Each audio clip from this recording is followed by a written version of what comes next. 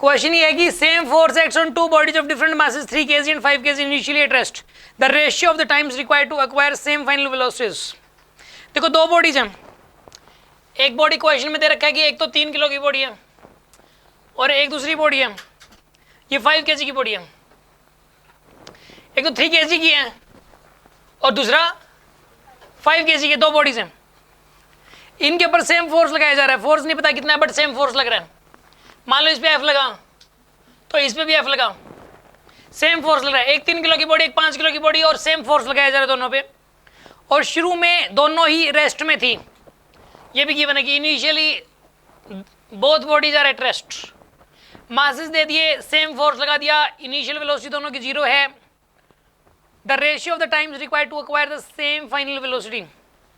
Suppose इसकी कोई final velocity आ गई, सपोज v1 मतलब v0 आ गई,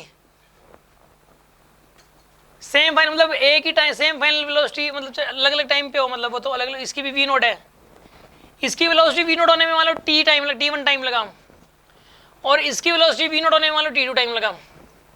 तो t1 और t2 का रेशियो पूछा है, क्वेश्चन यही है। क्वेश्चन में ये बोला है कि the ratio of the times required to acquire the same final velocity. बात समझ में, क्वेश्चन समझ में आ गया होगा। किसी ने सोल्व नहीं किया तो भी कोई बात नहीं, ये क्वेश्चन समझ में आ गया होगा आपको कि दो बॉडीज दे रखी है, एक का मास 3 kg, एक का मास 5 kg, दोनों पे सेम फोर्स लगाया गया है और दोनों की इनिशियल वेलोसिटी 0 है और इसकी वेलोसिटी t1 टाइम बाद v0 हुई है, इसकी t2 टाइम बाद v0 हुई है। क्योंकि देखो मास अलग अलग, एक्सेलरेशन तो अलग अलग आएगा ही आएगा। इसके अंदर देखा जाए तो एक्सेलरेशन कितना आएगा बताइए आप। इसमें तो क्वेश्चन में पूछा गया t1 रेशियो t2, ठीक है ना। t1/t2 की वैल्यू आपसे पूछी गई है इस क्वेश्चन के अंदर, कैसे सोल्व करें इसको, ठीक है। फाइनल वेलोसिटी सेम है, क्वेश्चन समझ में आ गया सभी को। इसको सोल्व कैसे करें सुन लो आप। इसको सोल्व करने के लिए आप पहले ऐसा करो कि एक्सेलरेशन निकाल लो। इसका एक्सेलरेशन बताओ कितना आएगा। पहले वाले का एक्सेलरेशन f/3, अरे फोर्स बाय मास ना यार, और इसका एक्सेलरेशन कितना आएगा f/5। मानते हो आप इस बात को। अब एक काम करो, इसमें फर्स्ट इक्वेशन मोशन लगा दो, v = u + at लगाओ। v की वैल्यू v0, u की वैल्यू 0, एक्सेलरेशन f/3 × t1, ये पहली इक्वेशन बन गई।